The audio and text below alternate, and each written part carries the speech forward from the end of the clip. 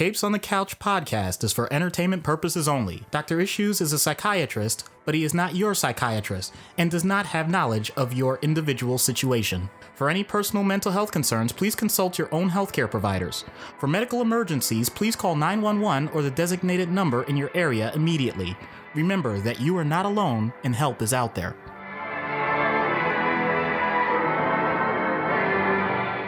Hello and welcome to Capes on the Couch, where comics get counseling. I'm Anthony Sitko.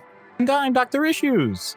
This is issue number 111, Mojo, from Marvel Comics, the X-Men villain, who apparently has been messing with our recording equipment right before we got started because we are going through hell. So I apologize if this episode doesn't quite sound from an audio technical standpoint the way you're used to, at least Doc's audio. Mine works fine. Mojo, however, seems to know what Doc has in store for him later on in the skit. Which, let me tell you, it has been a long time since we have done an episode where I almost want to skip forward to the skit because that's how excited I am for it. I had a lot of fun writing this and coming up with the ideas. And thank you to Matt, our present level patron, for giving us this selection to do, because this is going to be just, this is beautiful, beautiful. Totally agreed. So quick reminder, this is your last chance to send us your Batman voice clips. Email capesonthecouch@gmail.com by February 28th with your 90-second to 2-minute voice clip of your memories of Batman, what your thoughts are on the character, what your connection is to him, you love him, you hate him, anything involving Batman for our March Batman month celebration. So let's dive right in then to Mojo. Mojo was created by Ann Nocenti and Arthur Adams in Longshot number 3, November 1985. Ann Nocenti, major Marvel writer in the 80s, did a lot of work on Daredevil, did a lot of classic work on the X books, and at the time was reading a lot of books about media theory and the various ideas behind how we consume media and the impact that media has on us as a society. Folks like Marshall McLuhan and Noam Chomsky, etc., and a lot of very famous talking heads, and said, this being the 80s, greed, the decade of greed and excess, and talking about the impact that media can have on the public, etc., said, why don't I make the ultimate horrible media executive and make them a villain in the comics? And so that was the genesis for Mojo. So the residents of what became the Mojoverse were driven mad by energy waves that transmitted imagery into the minds of all of its inhabitants. And these energy waves ended up turning out to be the transmissions from the TVs of Earth 616. So they were seeing these demons in their head that were actually TV characters from television shows in the world. And so a race of spineless beings used technology to avoid having to do any manual labor and instead forced slaves to do their bidding. I'm kind of just glossing over a bit of the backstory for the race because it's not too crazy important. So Mojo was one of these spineless creatures who used this robot chair to get around. And so he used television as a way to gain a measure of control over the world and used it to dominate the world and the slave trade. So he called the planet Mojo World, and the whole universe became the Mojoverse. And so he created all measure of types of television series to entertain and enslave the residents and inhabitants of Mojoverse. And so Longshot, who was a stunt performer in the Mojoverse, ended up escaping to Earth 616, where he befriended Doctor Strange and a couple of heroes, and then went back to free the remaining slaves, but he ended up getting captured and brainwashed and put through the ringer again. So Mojo then captured Psylocke, who was in her original body And that's a whole other thing when we eventually get to Psylocke. He implanted cameras in her head to broadcast what she saw to his TV audience. Although he ended up being defeated by the X-Men, the battles that were broadcast created really high ratings, so he remained popular. So then Longshot came back and eventually did free the slaves, and Mojo ended up replaced with a humanoid clone called Mojo 2, the sequel. Very imaginative naming. But he was also defeated by Longshot, and then the original Mojo returned. So a lot of these stories, because I'm not going to get into every single Mojo story, because it's basically Mojo tries to capture heroes to fight to create a TV show for his audience. And they may start off fighting each other, but then they realize, no, we actually have to fight Mojo. And then lather, rinse, repeat. So at one point, he captures most of the X-Men and he recreates important points from their history, all while broadcasting it across the Mojoverse. And he simultaneously attempts to terraform New York City into the Mojoverse, but he gets defeated by an electromagnetic pulse that destroys his equipment. Conveniently, this electromagnetic pulse does not also destroy cell phones, microwaves, refrigerators, basically anything that we use in our homes that has electronic equipment. An EMP would be devastating on a global scale. Yeah. We're talking about the complete destruction of our modern society, but oh well. Absolutely. Hashtag because comics. The thing I love about Mojo, and this is the last part before we get into the issues, is the Howard the Duck movie is canon in the comics because Mojo was doing a reality series on Howard the Duck, and to create some additional filler stuff, he filmed an alien in a duck costume interacting with Leah Thompson. That's beautiful. So that's just a genius piece of writing. And one of the things that I love about the character, I'm not the biggest X book aficionado, but I have read a couple stories with Mojo. But the thing I love about Mojo is because of who he is as a character and what he represents, he gives the writers carte blanche to come up with the most outlandish, crazy, off the wall bullshit that they just, like, whatever it is you want to say about media, he's basically an avatar for whatever the author's perception and view of mass media is, distilled into his most evil, pure form, and then thrown into this gelatinous body. So with eyes Yeah. pried open like the Ludovico technique from Clockwork Orange. Right. He's got wires popping out of the back of his head. Mojo is a very unattractive character to look at. I have one other story for Mojo that you didn't mention.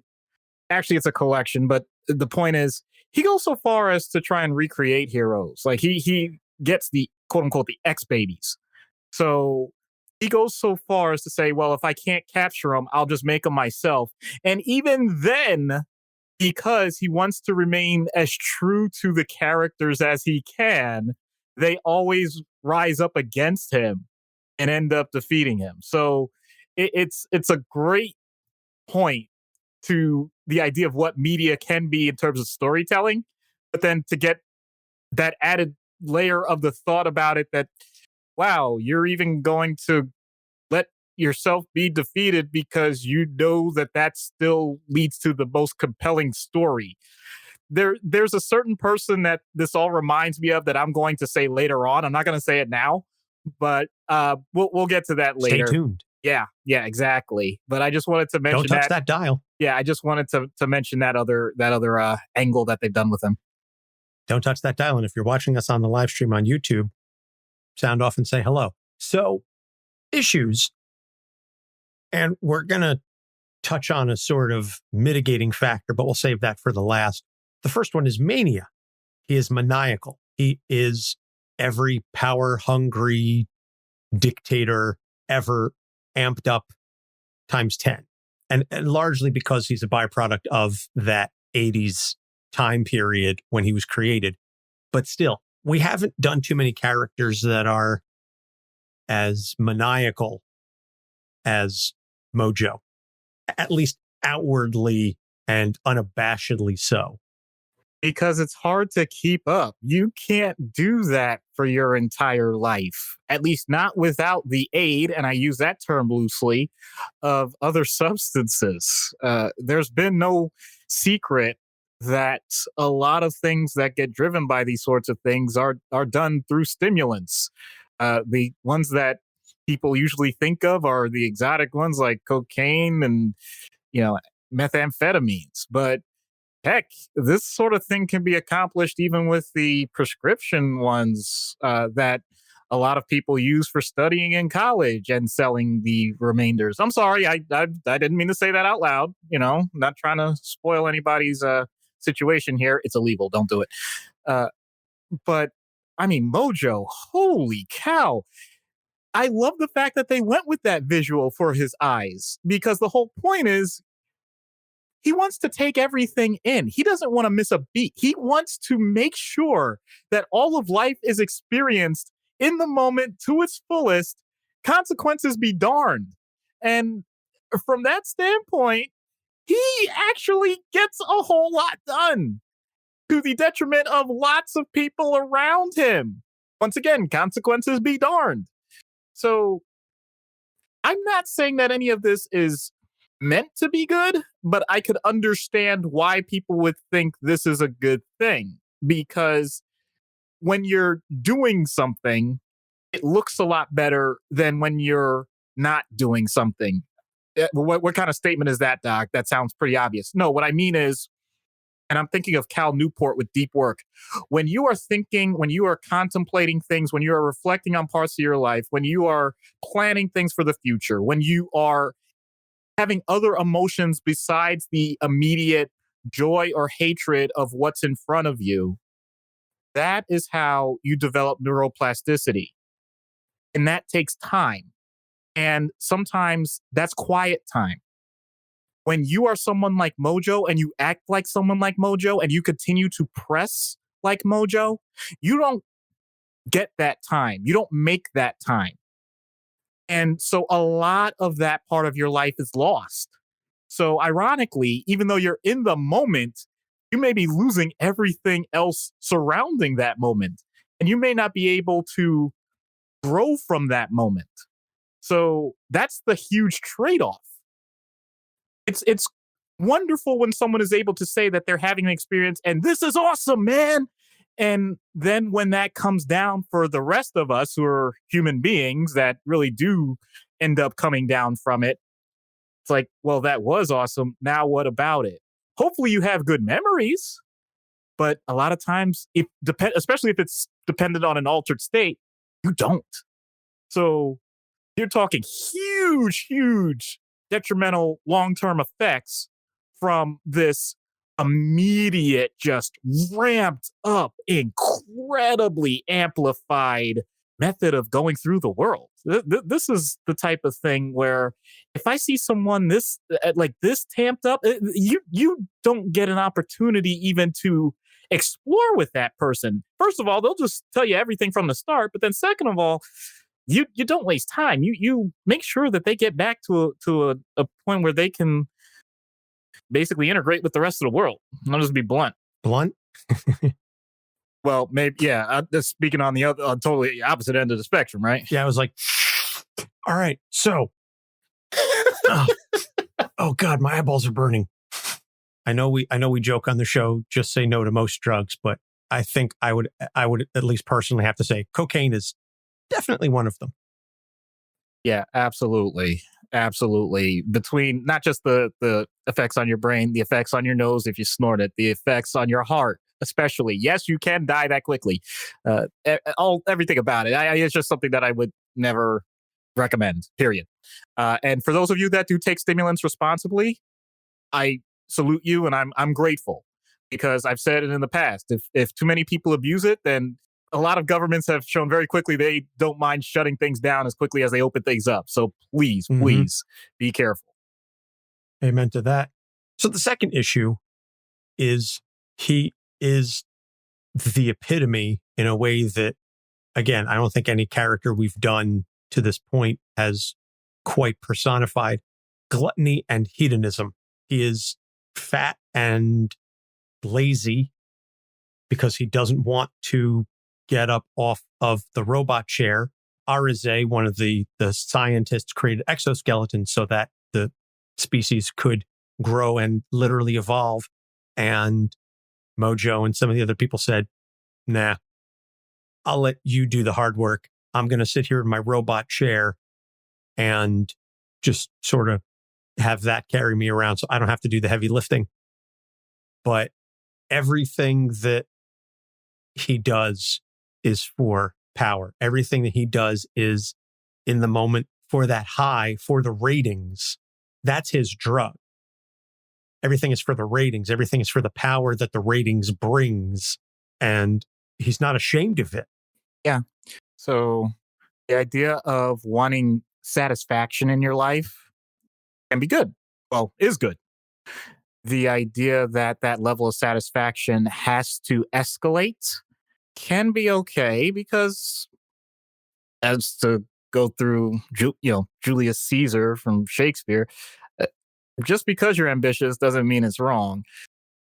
The idea that you have to do everything to excess, like literal excess, the term hedonism, the idea of just constant pleasure, just about overindulging.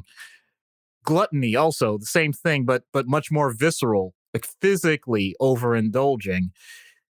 I think we lose the meaning of the term because sometimes I think we use it too often. In order to be considered gluttonous, it's not just that, for example, with food, you're not just eating until you're full. You are eating above and beyond what normally would be considered satiating, and going beyond that point to perhaps even being painful. And you'll still keep going because the idea of eating is pleasurable. So it's the process itself that just keeps on building as opposed to the original purpose. And this doesn't just have to do with food. It doesn't just have to do with power. It can be sex. It can be money. It can be just about anything that's considered pleasurable. Because the whole point of it is, in general, it's the agreement with society that these things are considered good at a certain dose, and you are overdosing. So I'm not even thinking ahead to make that kind of substance reference again, but still very similar. But the idea that the person may not see anything wrong with it, it's an internal struggle that usually people on the outside can see very obviously. This isn't something that's hidden. That's the other part that makes it clear, at least on the physical level. When you see Mojo, you get the picture really quick. If someone, and I'm not making light when I say these things, by the way, if someone does have a problem with overeating, at some point it's going to show up if that's consistently what they're doing. If someone is putting in so much time and effort going to the clubs and just making it rain and all that stuff, people get to know it. You can try and live a double life with that, at least, because it's not as physical, but still, you get a reputation. And once again, I think this is starting to fill that pattern of, in the moment, these things are amazing. They feel great. In the long run, there is significant harm. And the lack of realization of that harm, or the knowledge of that harm and still ignoring it for the sake of the instant gratification, those are the things that can cause significant problems for a person.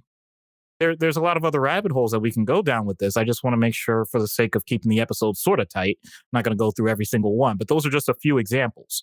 So Mojo, which, by the way, shout out to also the humans in Wall-E and their chairs. Shout out to, and Anthony pointed this out via Matt, Hedonism Bot and Futurama. There are other characters that definitely, shout out to Jabba the Hutt. There are definitely characters that have also epitomized this. It's just Mojo's over the top energy to go with it just makes it all the more entertaining. And I'm glad that at least we get the entertainment out of it. But if you know people like this in your life, I'm sure that you think for them that, you hope for the best, and you hope that at some point they learn what enough really is. Boshuda. Ho, ho, ho. Yeah, I think we all have that friend who maybe parties just a little too hard. May not necessarily be with cocaine, but it can certainly be with other substances. And you go, yeah, they're fun to a point, and they're acceptable and a good time, pun fully intended, in small doses. But you don't want to be around them all the time, because then, at least for me personally, because I had friends like that, and it was like, okay, I can't be around them because it gets to be too much. It's like a car. You can't drive a car at 120 miles an hour all the time, because you'll burn out the engine or you'll crash and die. It's how it is. It's absolutely how it is. And so, yeah, it's fun to test the limits every once in a while. You just want to put the pedal to the metal, but you can't live like that all the time. You just can't. I've got friends that still can't quite figure that out. And it frustrates me and it hurts me, because they're good people and I love them dearly, but they can't get out of their own way. And that's Mojo has no interest in getting out of his own way. He doesn't want to. So I mentioned at the start of this that there was a potentially mitigating factor to this. And that mitigating factor is, how much of this is his fault? Because the thing that exists in canon, and one of the things that Matt pointed out, is the residents of Mojoverse are driven mad because the images of these TV shows are beamed directly into their brains. It's part of their consciousness and their subconscious. They can't turn it off. So how much of what we see and how much of what Mojo does, and the whole notion of running the world through television, is entirely his fault? And I'm not excusing everything he's done, obviously. But if this is what your base is it possible to even make that kind of a change? So now you're hitting me a little heavy where I live. So what I mean by that is the idea of exposure to stimuli. Isn't that what one of the biggest topics has been for decades now, both in development and as a whole? What is the role of growing up? For us, it was, what's the role of TV in the development of a child? Now, I think TV is kind of on the back burner. Is what's the role of handheld devices, of, screen time, all of that. So to bring it to humanity, not just to the Mojoverse. And we're still trying to figure that out. I think the point, though, that I'll reiterate for the however manyth time I've said it, is it his fault? No, but it is his problem. The idea that he had no control over what originally the stimuli was and how that molded the development at the time, it's unfortunate if it's had that level of impact. That doesn't mean that you just stop the clock, though. And the more that we look at this from a developmental standpoint, the more that we realize we can't be as dramatic as we make it sound. Ironic, because we're talking about media. Yes, those things definitely play a role. And for the sake of comics, I'm going to take it at face value, but to bring it once again back to humanity, no one thing is going to determine everything. So there is always the room for new stimuli, new experiences, new interventions to have an impact. Be as big or the same as what's happened in the past? Probably not. That doesn't mean it won't move the needle a little bit. And the idea of having marginal gains and having them aggregated over time is still worth the effort compared to saying, well, that's the way it was. Too bad. So sad. I mean, that doesn't sound helpful to me at all. So to put another way, if you have a choice between doing something about a negative situation and doing nothing about a negative situation, I would make the choice to do something. Will that something always be the most efficient way? Not necessarily. Will that something have other unintended consequences? Probably. But nothing changes if nothing changes. I'm able to bring all these things out so directly because that is the crux of so many people that are either going to therapy or in my hospital have been through similar circumstances, and we're trying to point out to them that that's part of the reason. We understand that the background, that the original event is going to have lasting effects.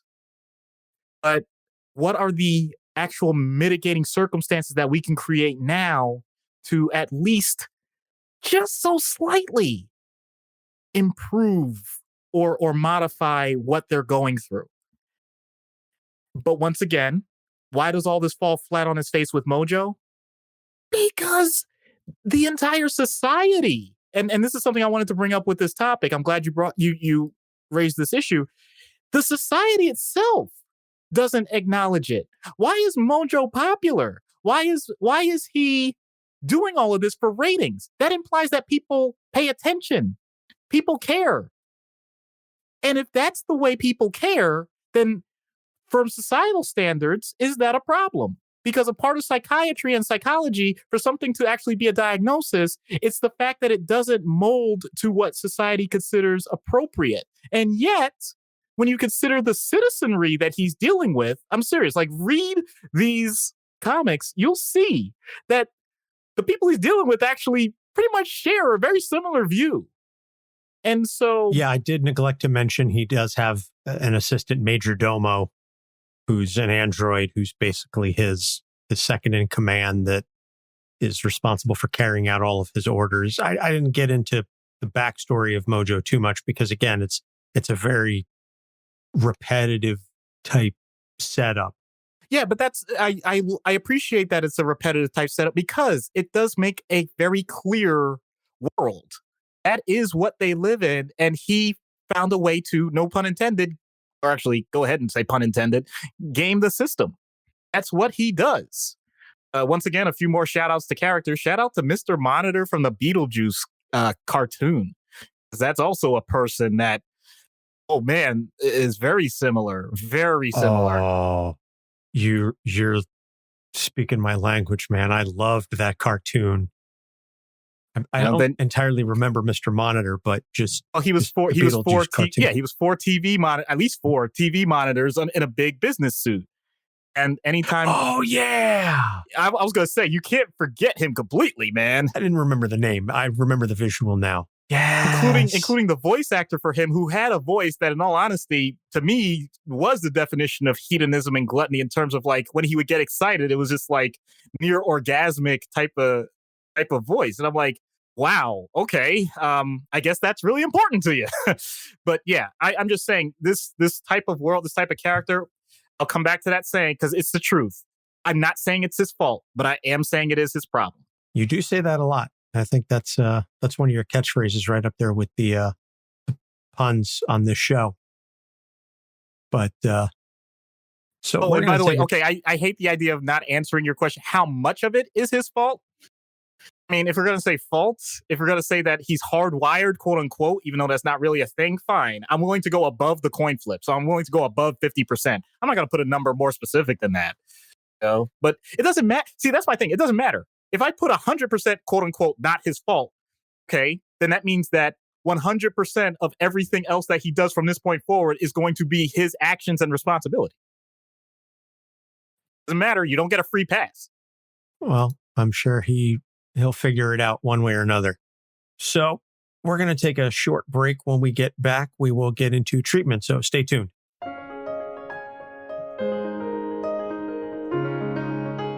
Do you love true crime, history, and mysterious happenings? Every week on The Cult of Domesticity, a guest and I discuss a different historical happening, a true crime story, or whatever strikes our fancy. Join me, Courtney, every Thursday to hear some fascinating tales from some fascinating people, wherever you listen to podcasts.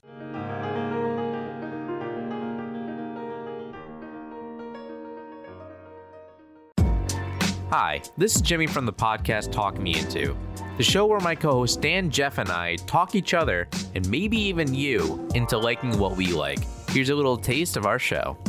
I need another episode. Whoa, my God. I was not expecting this. It claps too. It does. It do clap. It's a proper bop. Jeff and Jimmy, did I talk you into liking spoilers? No. If you feel so inclined, you can listen to our show every Tuesday. Find us in every podcasting app and follow us on Twitter at TalkMeInto. Hello, I'm Chris Claremont. You're listening to Capes on the Couch.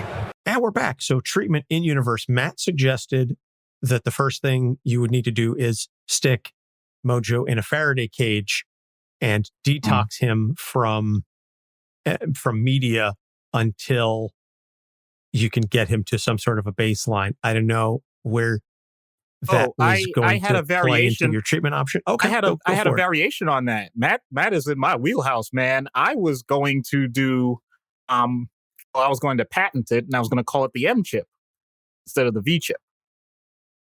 I was going to basically do this for another character. Yeah, because it's Watu. Yeah, because it's that important.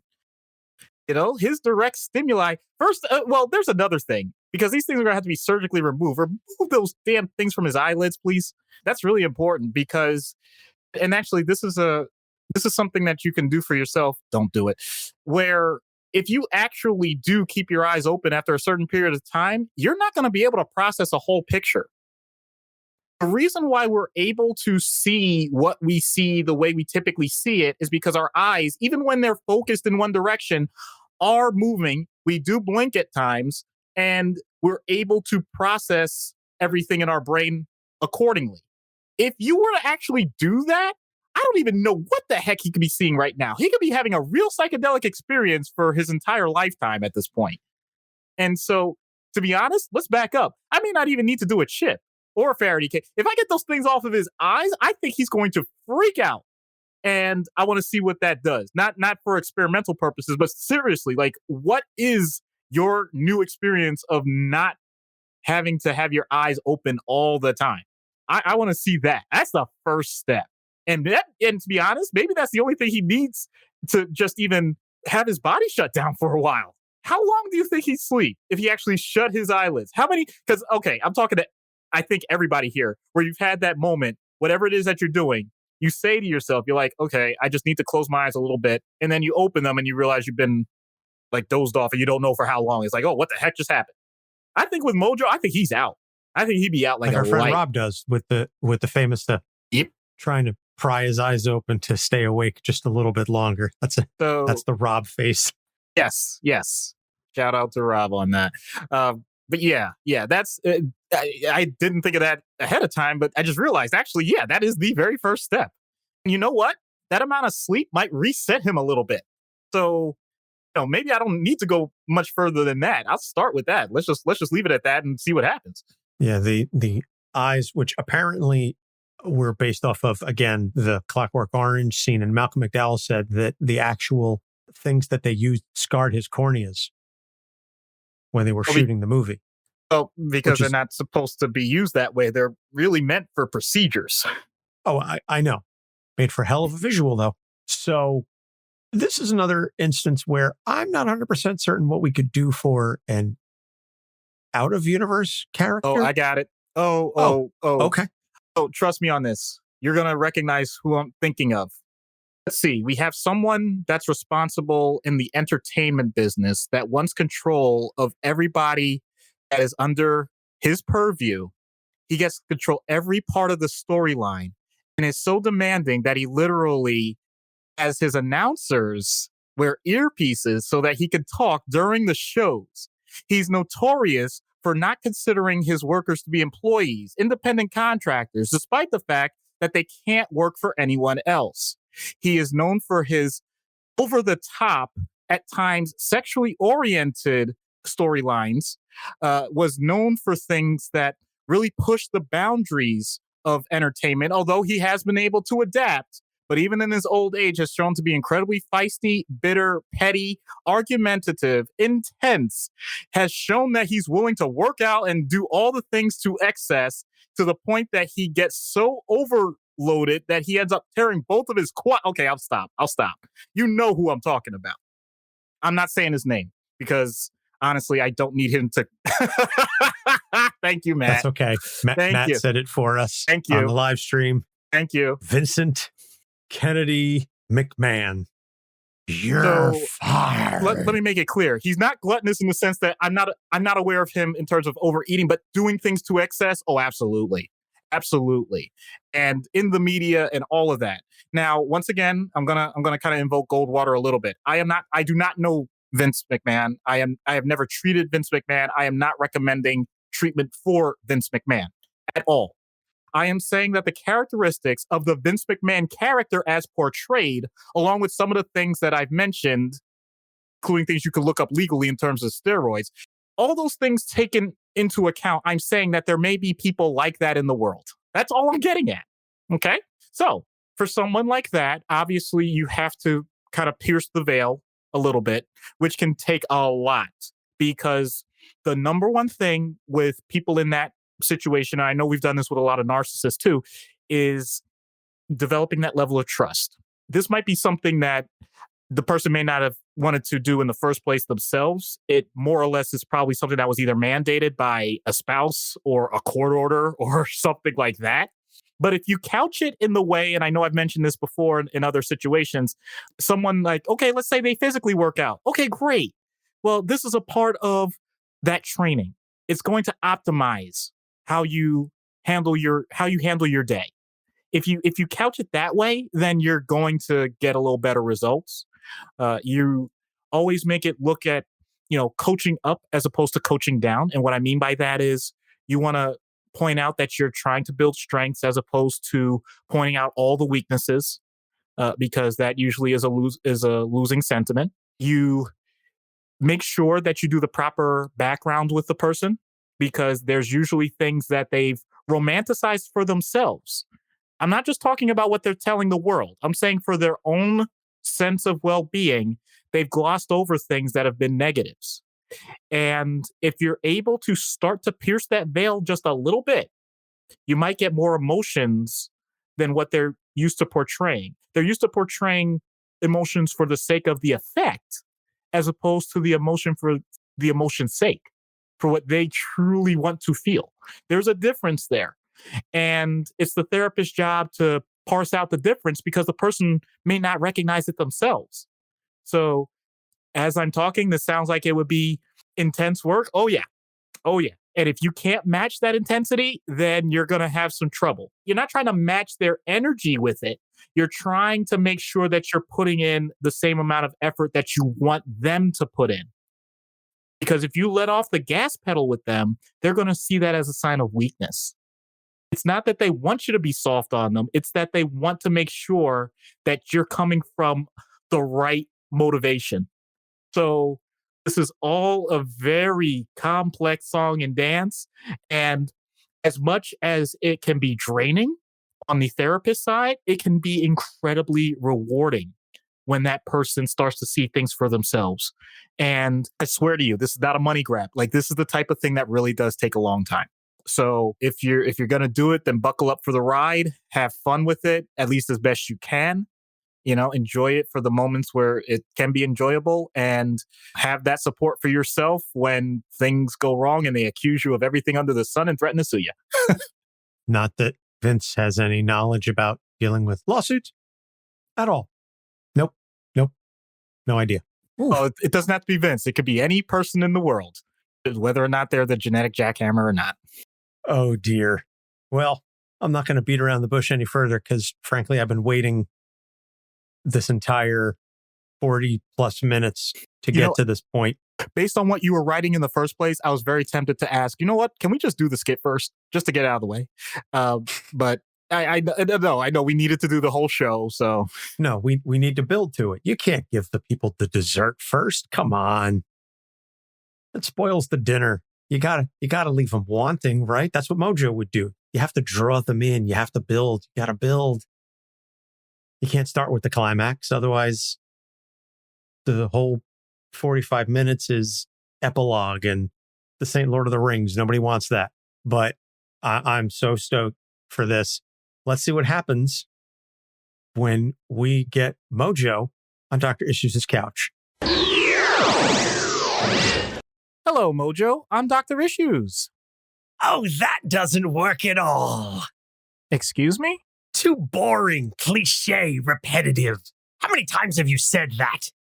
It's how I greet all my patients. It's a standard introduction. I'm not sure what... Where's the pizzazz, the emotion, the fireworks? I don't believe you really care about this scene at all. It's not a scene. This is a therapy session.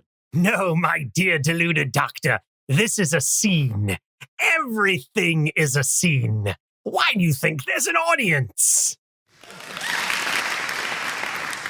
If this is a scene, who's directing? Why, I am, the incomparable Mojo. Right now, you're just a bit player, a red shirt, an ensemble character at best. But stick with me, and you could work your way up to a featured role. If this is true, what's the purpose of it? Ratings, you nincompoop. It's all about ratings. Ratings means power. I assumed you already knew that.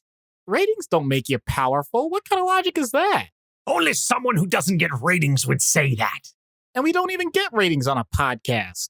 Downloads, whatever. I mean, how many people even listen to your show? We get several thousand downloads a month, I'll have you know. Oh, excuse me, a few thousand. That's pathetic. Clearly you need my help. I think we're doing just fine on our own. And let's get back on track. We're here so I can help you. My ratings are through the roof. I don't need your help with that. Meanwhile, you're relying on guest appearances and stunt casting and sweeps month on Batman just to stay relevant. I mean, really, how long have you even been doing this? We're coming up on 3 years. And people still listen to you? We're more popular than ever. Well, that doesn't make sense. There's nothing special or exciting about this show. It's like listening to paint dry. Now get some explosions, some death, some real skin in the game. Now we're talking. Emotional breakthroughs don't happen like an action sequence. Who cares about any of that? Give the people what they want. They crave high stakes, sex, danger. None of that has anything to do with our show. That doesn't help people at all. It helps them forget about their mundane existence. Let's face it, the world is a boring place. You need someone like me to spice things up. And who put you in charge? I did. After all, it's called the Mojoverse for a reason. But what happens if the people don't want you in charge anymore? What happens then? Well, that will never happen because I give them what they want. And in return, they serve me. Well, they serve me either way, but I consider myself a benevolent ruler. So I keep them entertained. Okay. I think I have a solution that can make us both happy. You say you're focused on ratings and keeping people engaged in the show, yes? Right. And there's more to a show's success than just action, right? I mean, action is fun, but you need to care about the characters at some point. Oh, I don't know. We get some of our biggest ratings just throwing a couple of jabronis into a cage with some weapons and seeing who survives. That's disturbing, but I'll move on. My point is, there has to be some character development. People want to see these characters grow and learn something new, see how they react to different situations. So instead of giving them swords and shields, we give them spears and axes? A bit medieval, but it could work. No, I'm talking about emotional development, learning how to make different decisions, maybe choosing not to kill everyone else. I suppose I could not force my slaves to murder each other for my amusement. That's a start. We build up the hype and have the winner spare a loser so we can have a rematch on pay-per-view. Stop! Yes, and we'll get Conor McGregor on the undercard against heroin-addicted squirrels with knives on their backs. Let's say 17 to make it interesting. And I'll tell them the English squirrels. That will really get them motivated. Do you even hear yourself? I'm trying to offer you a legitimate shot at an ongoing, compelling series with an interesting plot line, and you keep suggesting one-offs with no meaningful payoff, Seems to me like you're trying to avoid making a real change because you're scared. Scared?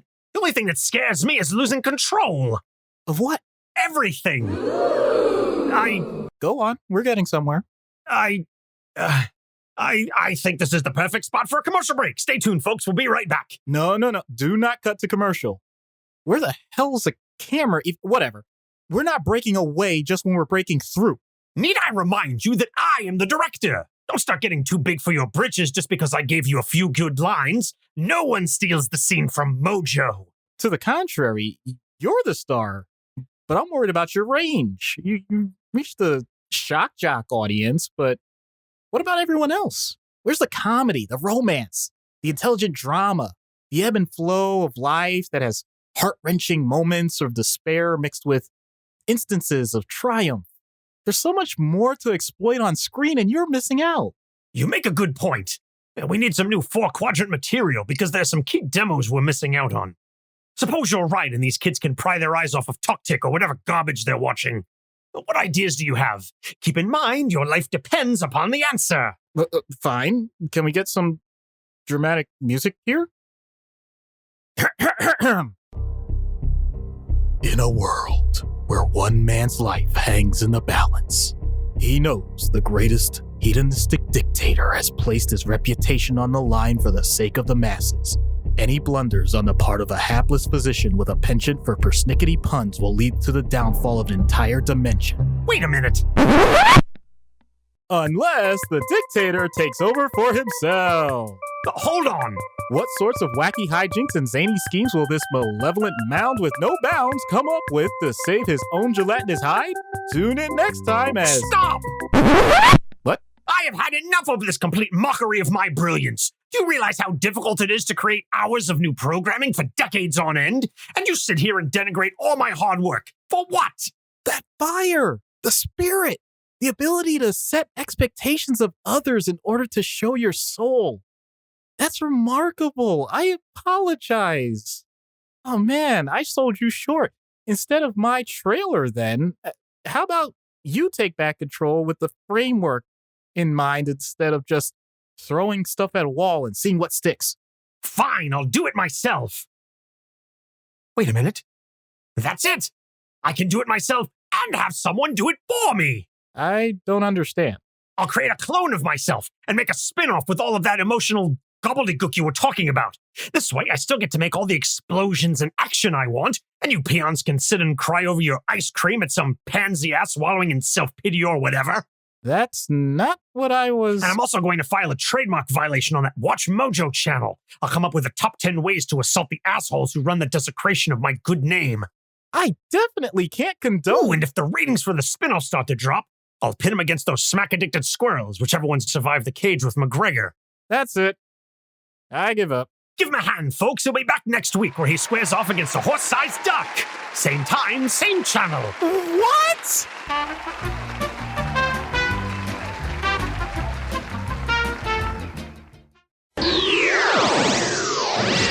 Folks, I hope you enjoyed listening to that as much as we enjoyed recording it, and I enjoyed writing it. Absolutely. And I enjoyed performing my part. Yes, you did. Yes, you did. I love ones where I get to play with the audio a bit too. So that was a lot of fun. Hopefully you appreciate all the little audience reaction sound effects in there. So recommended reading for Mojo is a story. Actually, one of the stories I really thoroughly enjoyed that we didn't really get into, we didn't mention, X-Men Black, which is just a series of, it's under the X-Men Black title. It's just a series of one-shots about different characters. And the one on Mojo I thought was very interesting. Mojo basically falls for this punk girl in New York City and is trying to devise this whole way of getting to talk to her, to ask her out on a date. And he ends up working with Glob, who's another one of the mutants who's also physically unattractive. And, I don't want to spoil the ending for you, but it all seems very organic, but it's just an interesting little side of Mojo where he still gets to be Mojo, but there's just a little different take on him. And also Mojo Worldwide, which is the story we alluded to in the background where he puts the X-Men in different parts of their history. Again, basically any Mojo story. And I'm not saying this to denigrate him at all. A lot of them are just, hey, I'm going to force the X-Men to fight each other so that we can watch it and get ratings. And Matt just pointed out on the live stream a very true story. Don't read the Ultimate Marvel version of him. Horribly disappointing. Yes. Agreed. Yes. Agreed. Yeah, he's this fat albino guy. It's just, it's not Mojo. So upcoming episodes, this is the last quote unquote normal episode we're going to do for a month because March is our Batman episode, our Batman celebration. It's our 3rd anniversary. So the first episode is going to be Doc and I talking about Batman and his relationships with other characters. And we're going to we'll talk about some of the characters we've done because at this point, I think we calculated beforehand, we've done 10 episodes on rogues and at least 6 episodes on members of the Bat family, including, I think we've done all of the Robins, except for Stephanie Brown, because everybody forgets about Stephanie Brown. And, but we're going to get into, Gordon and Barbara and, a couple of the additional characters. And then the episode with the fan thoughts on Batman. So again, get your emails in now with your voice clips. Keep it under 2 minutes. Batman. And, Doc and I will also obviously be talking about our respective memories of the character. Should be a lot of fun. And then a roundtable, which we're very excited about. We're going to have a roundtable with mental health professionals. We're going to bring in Ben Stover from Popcorn Psychology. We're going to be bringing in Dr. Goku from Guardians MH. And we are bringing in Dr. Travis Langley, who literally wrote the book on Batman's mental health issues. So very, very stoked to get Dr. Langley on the show. We're also excited about Ben and Goku, but Dr. Langley is like a huge get that I know Doc and I have been figuring out a way to get him on the show for a while, and this one really fits. With all of that being said, all of our episodes are on our website, capesonthecouch.com. You can find us on Facebook, Instagram, and Twitter at Capes on the Couch. Doc, anything you want to add before we head out? So many of us are always looking to find our mojo. I think this episode shows that you definitely can have too much as well. You can absolutely have too much mojo. So for Doc Issues, I'm Anthony Sitko. We will see you next week. Same Capes channel, same Capes time. Stay tuned and don't do cocaine. Capes on the Couch podcast is for entertainment purposes only. Dr. Issues is a psychiatrist, but he is not your psychiatrist and does not have knowledge of your individual situation. For any personal mental health concerns, please consult your own healthcare providers. For medical emergencies, please call 911 or the designated number in your area immediately. Remember that you are not alone and help is out there.